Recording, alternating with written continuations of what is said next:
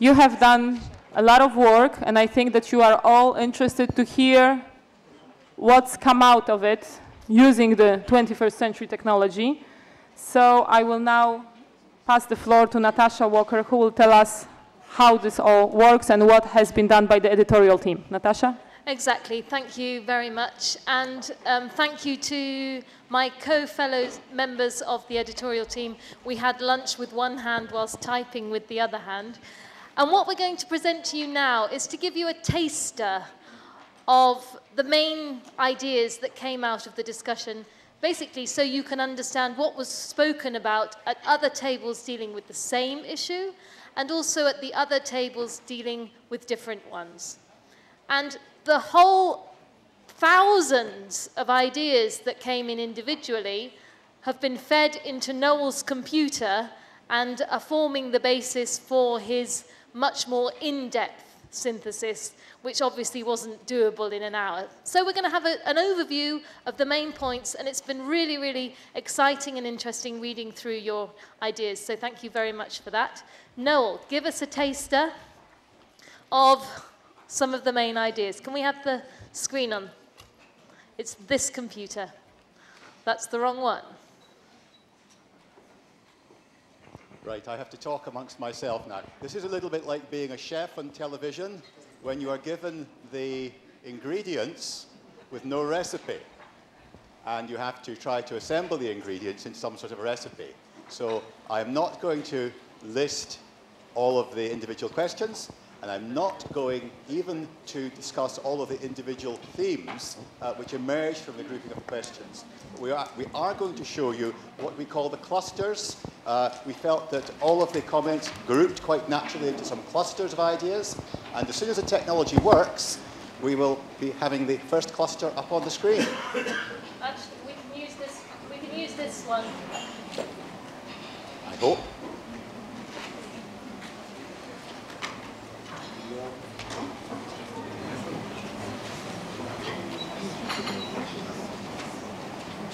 Can you please put it on?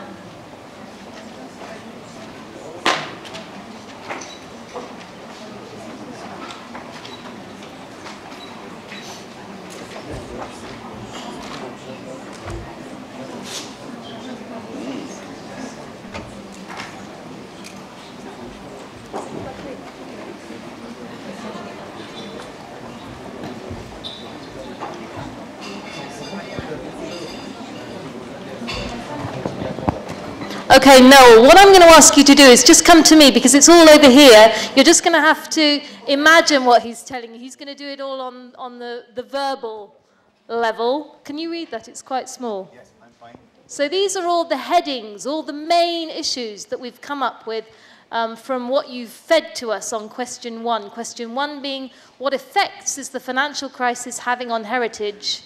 And are these real or hypothetical? So, Noel, what are some of those ideas? Okay, I think the ideas in this first question about the effects of the financial crisis are very much, for me, falling into four main groups. I think the first message is that it's not just about money. And also people recognize that money has always been a problem in heritage. It's just we're having more of the same situation we're used to, not enough money to do all the things that we want to do. I think the second grouping of people's... There it is. Hey, these are the details. I'm trying to summarize these into 3 or 4 points for each question, okay? I think the second theme I see coming out here is that there's a real problem, which is a shortage and an increasing shortage of expertise in heritage at the very moment when civil society is being encouraged to take more responsibility away from national and local government. So just as I think Chris Young was saying, when we need the experts, the numbers of experts are decreasing. So it's nice to know that one is needed. It's even nicer to be paid.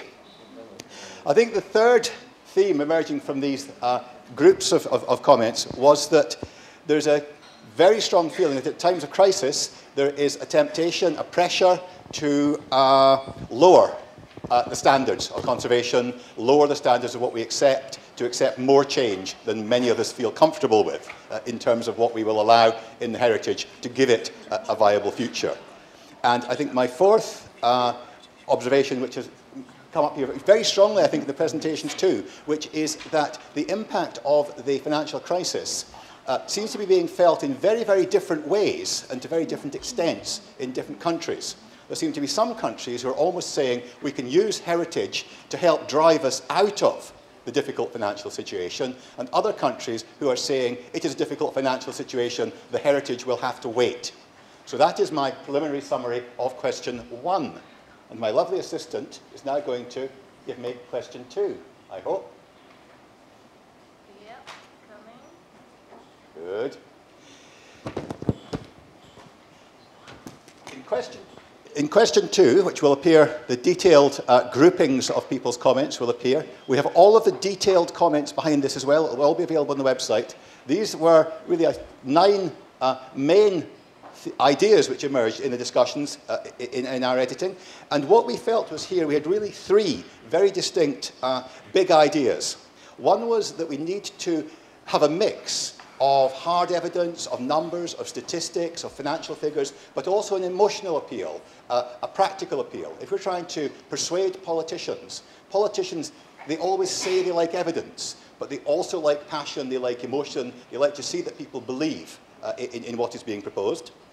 I think the second theme is a very strong one, which is the need to keep our heads, to remain calm, that we must continue to do our best to think in the long term, to plan in the long term, to invest in the long term. The heritage business is not a business where you get quick returns. And I think both Donovan and Terry made that point in their presentations. And finally, I think the need to be creative in the search for the sources of financial support, of support in society, of political support. The need to bring on board all those people who ought to be on the side of heritage. We need to make the arguments and bring people on board. So we have the idea that heritage does have real financial benefits, but also other benefits for society. So we have a combination there of planning, balance, and again, passion, selling our message more effectively. Okay, and I think it was also very important, if you look at number 8 and 9 on here, that people were saying, be careful, don't make heritage so sexy that it's unaffordable, it makes housing unaffordable. And, you know, when we're rethinking regulatory interventions, making sure that those are also fair, socially acceptable. So that was very exciting. Now, before we go on to theme 2, perhaps it would be nice, Noel, if you would go down and just have a look around and see if there's anyone who would like to challenge or comment on anything that you've spoken about. Have we missed anything major in that first one? Terry? No, I don't think you missed anything. But I just wanted to add a comment, something that escaped me in my short lecture. And there is a group working now with the support of the European Union to try to establish an economic observatory for cultural heritage. And I just thought I would remind the Assembly that there is a meeting in Brussels in April. That's the Brussels meeting is not important, but it's the initiative. So that means we could try to pool statistical and other resources on a European level and then redistribute them to everybody so that they could use them for their arguments. Thank you. Building on that, we saw from Chris Young the idea of the heritage counts, trying to measure what's happening in the heritage. Just how many people in the room come from countries who try to collect that data at a national level? The impact of heritage, the activity levels, progress, problems. Is it a widespread activity or fairly limited? Because it's seriously something that we could perhaps promote a European standard to actually gather this sort of information so it's consistent across countries. Anything else we've missed? Very good point. Right, okay. Theme 2. Our theme 2 was the economic potential of heritage beyond tourism. And this is a cluster of 4 questions which we're looking at this topic. Questions 3, 4, 5, and 6. So if you don't mind, I'll try and run through very briefly all of those 4 questions, and then we'll take comments, interventions, and suggestions. Quite a lot of quite varied ideas arose, and this, remember, is only the grouping. There were about 200 individual ideas behind these 13 categories on the screen.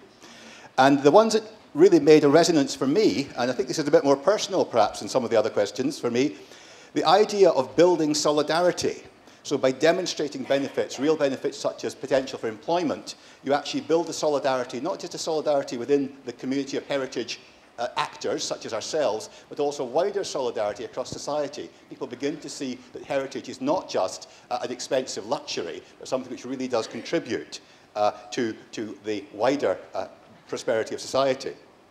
I think the second theme that emerged for me was this idea about sustainability, that when you use heritage, when you participate in heritage, you don't reduce it.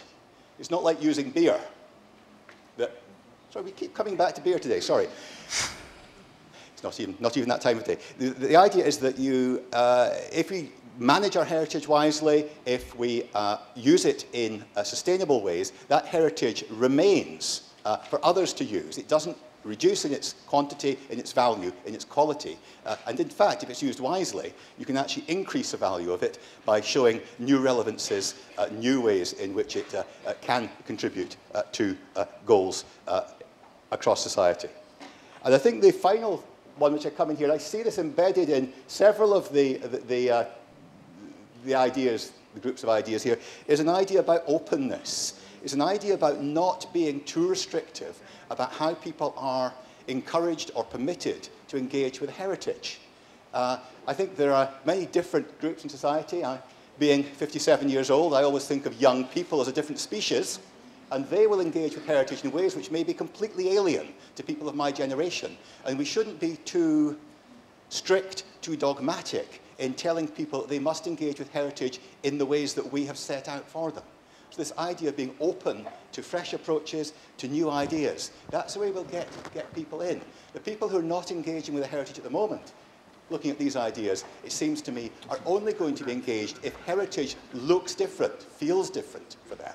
It doesn't just work if we keep saying, repeating the same messages. We must change the message, vary the message, look at new approaches, make it fresh. So we need a new approach to the heritage in the way we try to persuade people of its value, and the way we let people discover it. We should let people discover it, encourage people, yes, but don't force it down their throats. Don't give people compulsory heritage lessons 6 hours a week at school. Right, question 4. Okay, 6 hours a day. Question 4, the question was about the positive and negative impacts of effects of heritage on local communities. And here we tried to do something a little bit different. We tried to group the ideas together into positives and minuses. You'll gather we were getting ambitious at this stage. And again, I think I came up with 2 generally positive super themes, shall we call them super themes, and 2 generally negative ones. The first was that heritage can be at the center of cohesion, the building of communities, the building of networks across society, social inclusion. These are all matters for which politicians in all of our countries say matter deeply to them. We can demonstrate from practical examples that heritage projects, development around heritage can contribute these wonderful European transnational buzzwords. Let's not be shy about it. Let's claim. Look at our colleagues who work in the natural heritage. They claim all sorts of extravagant things to natural heritage. Let's be bold. Let's not be shy. I think the second positive theme is that not only does heritage help to build collaboration within communities, but also that the collaboration itself is needed in heritage, that we need to collaborate between the national, regional, local level, we need to collaborate across boundaries and between communities at the same level, that we need to work together. We're not competing with our neighbours in the heritage business. If we get heritage right, it's a positive thing that we have something interesting to show, our neighbours have something interesting to show, the people down the road also have something interesting to show or to talk about or to perform. People will come to our region, to our district, they will stay longer, they will live for a few days locally, they will add to the economic benefit. Perhaps on the negative side, I see one very, very strong thing which sticks out for me there. It's number 17, and I think this is very, very important. Don't force people to become themselves living museums. I don't know if we have anybody here from Venice, but there's a very, very active group in Venice who are doing a lot of campaigning about the way in which heritage and tourism has completely taken over their life. Perhaps the people of Krakow would feel something very, very similar, particularly in the summertime when all those tourists are there. So People can suffer from heritage. It can be very, very positive. But if you happen to have a bit of heritage in your garden, it's not always a pleasant experience. And finally, I think my positive, my negative message was we need to be careful about being too successful. There are concerns here about wearing out of historical symbols, the need to try and protect sites, but also the problem of protecting and then not being able to use sites. So there's, I think, a strong concern here about what we protect, how we protect it, both from whether or not we're protecting too much, but also from whether or not we pretend to protect things, but as we exploit them, we destroy the very thing that we think we love. And that's a very common theme in heritage. Again, one thinks perhaps of places like Venice, Notre Dame in Paris, with 6 million visitors a year. People go to a great cathedral to experience a sense of, to some extent, calm, peace. Very difficult to do with 10,000 visitors every hour going through. Okay, next question was number 5.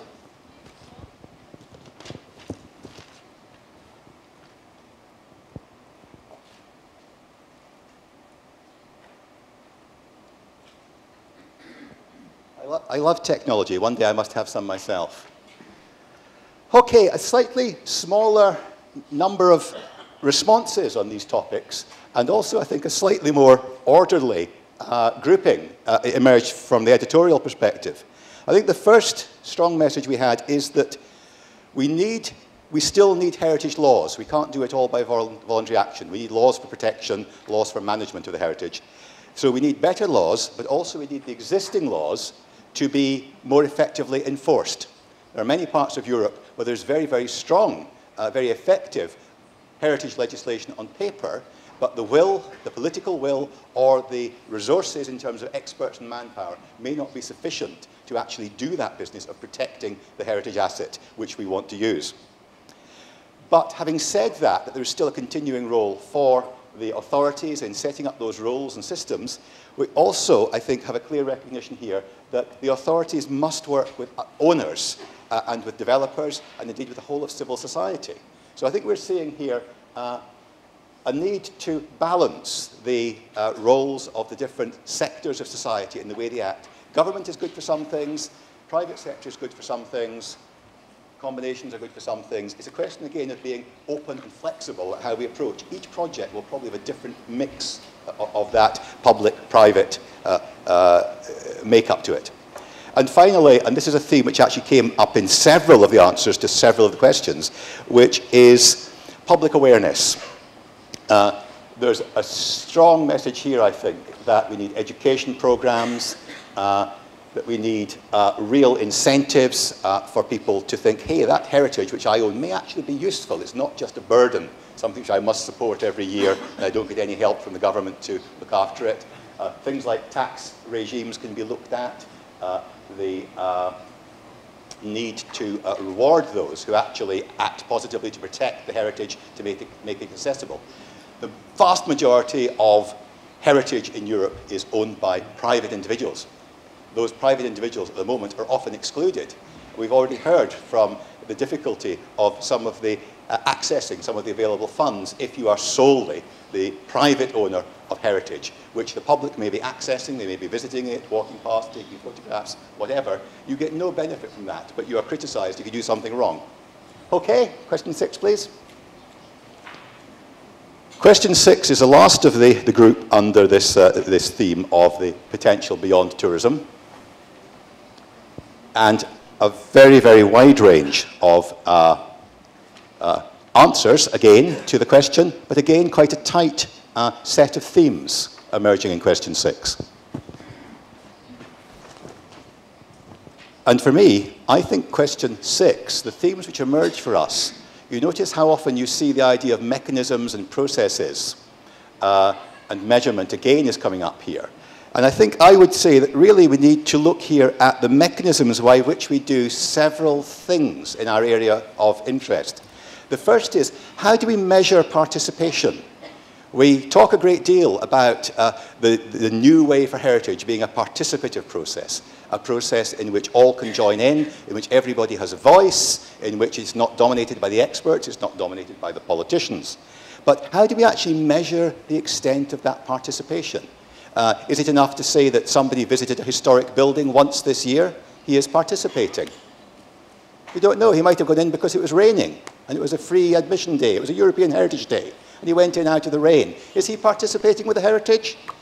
What about somebody who has thought very, very carefully about whether or not he can conserve his ancient building which he owns and decides very reluctantly that he can't afford to do it after all the expert advice and bulldozes it to the ground? Is he participating? So how do we measure participation? What do we mean by participation? What would genuine participation look like? And how could we demonstrate it to people who think that we are making up stories and lies and fabrications?